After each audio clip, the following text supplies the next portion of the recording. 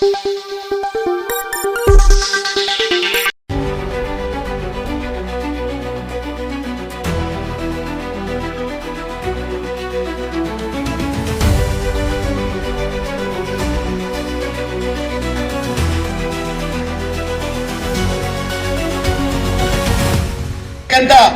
ಕಾರ್ಯಕ್ರಮವಾಗಿ ಉಳಿಯುತ್ತೆ.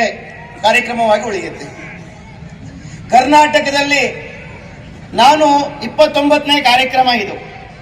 ಆದರೆ 3.5 ಗಂಟೆಗಳ ಕಾಲ, ಸತತ 4 ಗಂಟೆಗಳ ಕಾಲ ಒಂದು ಶೋಭಾಯಾತ್ರೆ ನಡೆದಿರ್ತಕ್ಕಂಥ ಕಾರ್ಯಕ್ರಮ ಅಂತ ಕೇಳಿದ್ರೆ ಅದು ಅಗ್ರಿಬೊಮ್ಮನಹಳ್ಳಿಯ ಕಾರ್ಯಕ್ರಮ.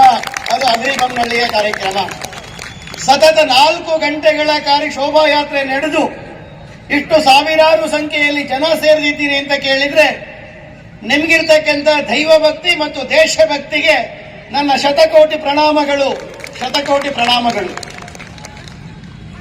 ಬಂಧುಗಳೇ, ಈಗಾಗಲೇ ಅಧ್ಯಕ್ಷರು ಉಲ್ಲೇಖ ಮಾಡಿದರು, ಹಿಂದೂ ಸಮಾಜೋತ್ಸವ ಅಂತಕ್ಕಂಥದ್ದು ಕಾರ್ಯಕ್ರಮ ಅಂತ. ನಾವು ಈ ದೇಶ ವಿವಿಧತೆಯಲ್ಲಿ ಏಕತೆಯನ್ನು ಕಾಣ್ತಕ್ಕಂಥ ದೇಶ. ಅನೇಕ ಮತಪಂಥಗಳಿದ್ದಾವೆ, ಅನೇಕ ಆಚಾರ ವಿಚಾರಗಳಿದ್ದಾವೆ, ಅನೇಕ ರೀತಿಯ ಜನರು ಇದ್ದಾರೆ. ಆದರೆ ವಿವಿಧತೆಯಲ್ಲಿ ಏಕತೆಯನ್ನು ಕಾಣ್ತಕ್ಕಂಥ ಜಗತ್ತಿನ ಒಂದೇ ಒಂದು ದೇಶ ಅಂತ ಕೇಳಿದ್ರೆ ಅದು ಭಾರತ ಮಾತ್ರ. ಈಗ ಯೂನಿಟಿ ಇನ್ ಡೈವರ್ಸಿಟಿ ಇರತಕ್ಕಂಥ ಒಂದೇ ಒಂದು ದೇಶ ಭಾರತ ಮಾತ್ರ. ಈ ದೇಶದಲ್ಲಿ ಭಿನ್ನತೆಗಳಿದೆ, ತುಂಬಾ ವ್ಯತ್ಯಾಸಗಳಿದೆ. ಕೇರಳಕ್ಕೆ ಹೋದ್ರೆ ಪೂಜೆ ಮಾಡ್ತಕ್ಕಂಥ ಅರ್ಚಕ ಶರ್ಟ್ ಅನ್ನು ತೆಗೆದು ಪೂಜೆ ಮಾಡ್ತಾನೆ. ಅದೇ ಅರ್ಚಕ ಬದ್ರಿನಾಥ್ಗೆ ಹೋದ್ರೆ ಶರ್ಟ್ ಅನ್ನ, ಕೋಟ್ ಅನ್ನ, ಜಾಕೆಟ್ ಅನ್ನ ಹಾಕೊಂಡು, ಸ್ವೆಟರ್ ಅನ್ನ ಹಾಕೊಂಡು ಪೂಜೆ ಮಾಡ್ತಾನೆ.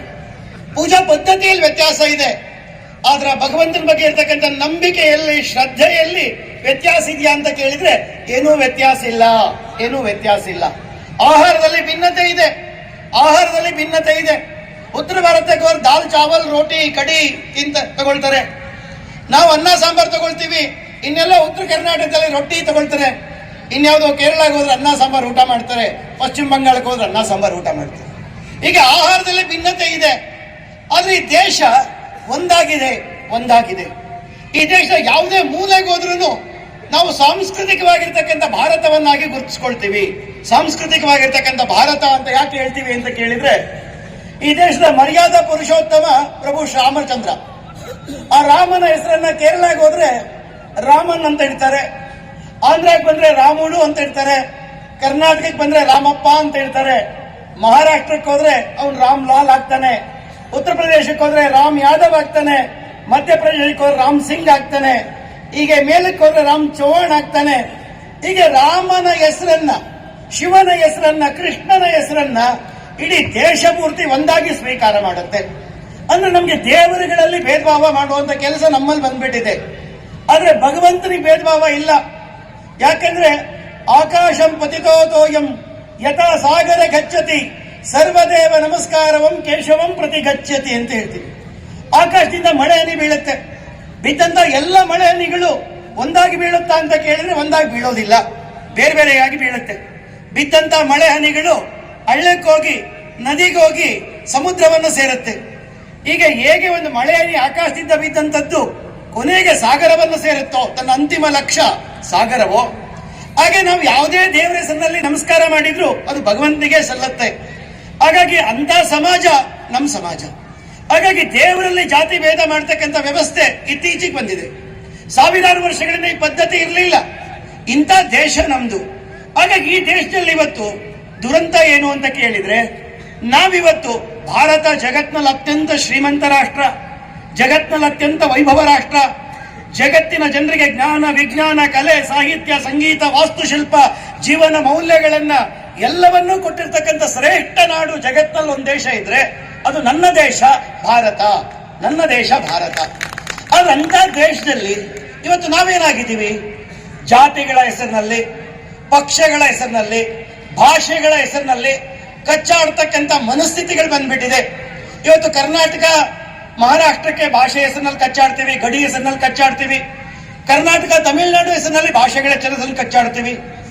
ಈ ದೇಶದಲ್ಲಿ ಆ ರೀತಿ ಪದ್ಧತಿ ಇರಲಿಲ್ಲ. ನಾವೆಲ್ಲ ಒಂದೇ ತಾಯಿಯ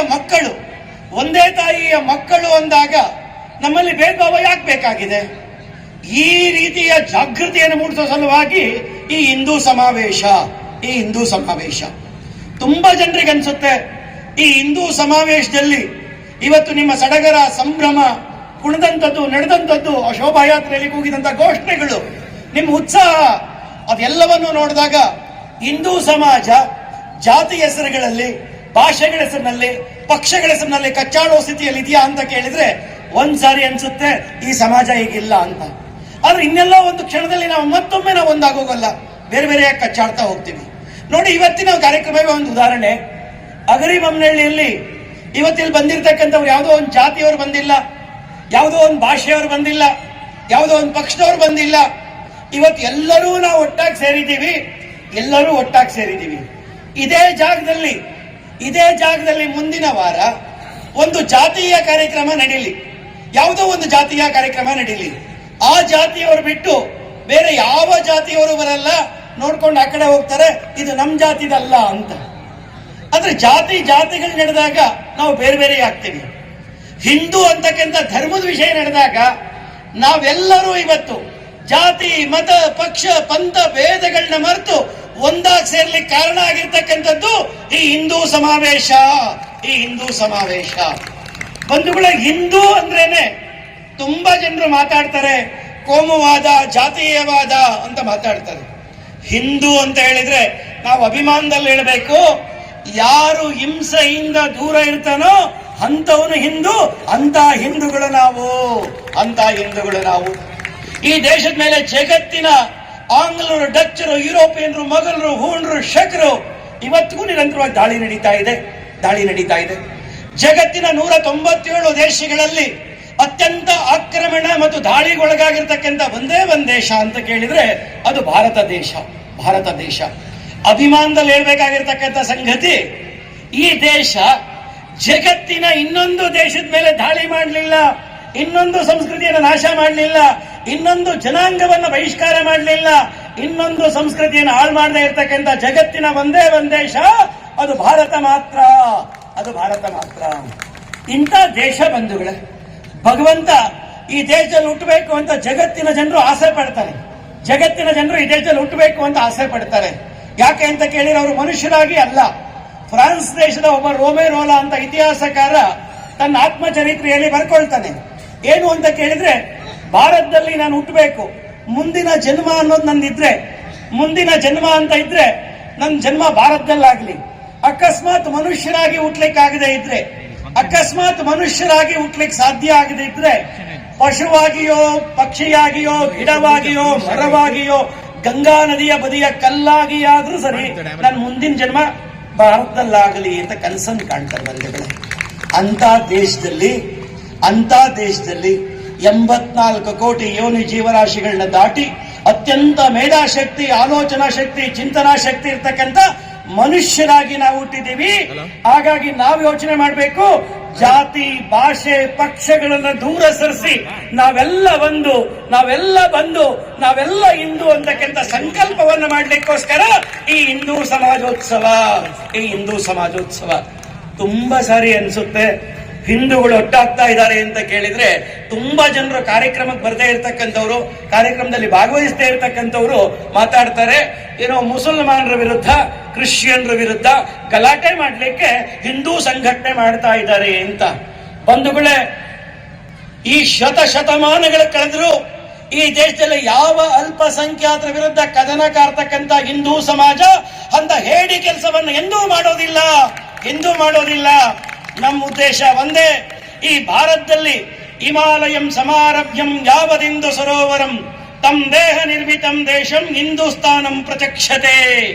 ಉತ್ತರದ ಉತ್ತುಂಗ ಹಿಮಾಲಯದಿಂದ ದಕ್ಷಿಣದ ಹಿಂದೂ ಸಾಗರದವರೆಗೆ ಈ ವಿಶಾಲವಾಗಿರ್ತಕ್ಕಂಥ ಭೂಪ್ರದೇಶದಲ್ಲಿ ಯಾರ್ಯಾರು ಬದುಕಿದಾರೋ ಅವರೆಲ್ಲರೂ ನಮ್ಮ ಅಣ್ಣ ತಮ್ಮಂದಿರು, ಅವರೆಲ್ಲರೂ ನಮ್ಮ ಬಂಧುಗಳು, ಅವರೆಲ್ಲರೂ ಸೋದರರು, ನಾವೆಲ್ಲರೂ ಭಾರತೀಯರು. ಭಾರತ ಮಾತೆಗೆ ಜೈಕಾರವನ್ನು ಹಾಕೋಣ ಅಂತಕ್ಕಂಥ ಸಂಕಲ್ಪಕ್ಕೋಸ್ಕರ ಹಿಂದೂ ಸಮಾವೇಶವೇ ಹೊರತು ಯಾರ್ದೋ ವಿರುದ್ಧ ಅಲ್ಲ. ವಿರುದ್ಧ ಮಾಡತಕ್ಕಂಥ ಜನಾಂಗವೇ ಅಲ್ಲ ಹಿಂದೂ ಜನಾಂಗ. ನಮ್ ಕಲ್ಪನೆ, ನಮ್ ಪೂಜಾ ಪದ್ಧತಿ, ನಮ್ ಋಷಿ ಮುನಿಗಳು ಹೇಳ್ಕೊಟ್ಟಂತ ಮಂತ್ರ ಏನು ಅಂತ ಕೇಳಿದ್ರೆ, ನಾನ್ ಪೂಜೆ ಮಾಡ್ತಾ ನನ್ ದುಡ್ಡು, ನನ್ ಮನೆ, ನನ್ ಖರ್ಚು ಎಲ್ಲವನ್ನು ಮಾಡಿ ನಮ್ಮ ಅರ್ಚಕರು ಹೇಳ್ಕೊಟ್ಟಂತ ಮಂತ್ರ ಏನು ಅಂತ ಕೇಳಿದ್ರೆ, ಸರ್ವೇ ಭವಂತು ಸುಖಿನಃ, ಸರ್ವೇ ಸಂತು ನಿರಾಮಯ, ಸರ್ವೇ ಭದ್ರಾಣಿ ಪಶ್ಯಂತು, ಮಾ ಕಶ್ಚಿತ್ ದುಃಖ ಭಾಗ್ಭವೇ. ಮುಂದುವರೆದು ಹೇಳಿದ್ರು, ದಿಂ ದಿಪದೇ ದಿಂ ಚತುಷ್ಪದೇ ಪ್ರಾಣಿನಾಂ. ಭಗವಂತ, ನಾನ್ ಪೂಜೆ ಮಾಡ್ತಾ ಇದ್ದೀನಿ, ನಾನ್ ಪೂಜೆ ಮಾಡ್ತಾ ಇರ್ತಕ್ಕಂಥದ್ದು ನನ್ನ ಹೆಂಡತಿ ಮಕ್ಕಳು ಚೆನ್ನಾಗಿರ್ಬೇಕು ಅಂತ ಅಲ್ಲ, ನನ್ನ ಅಪ್ಪ ಅಮ್ಮ ಚೆನ್ನಾಗಿರ್ಬೇಕು ಅಂತ ಅಲ್ಲ, ನನ್ನ ಕುಟುಂಬ ಚೆನ್ನಾಗಿರ್ಬೇಕು ಅಂತ ಅಲ್ಲ.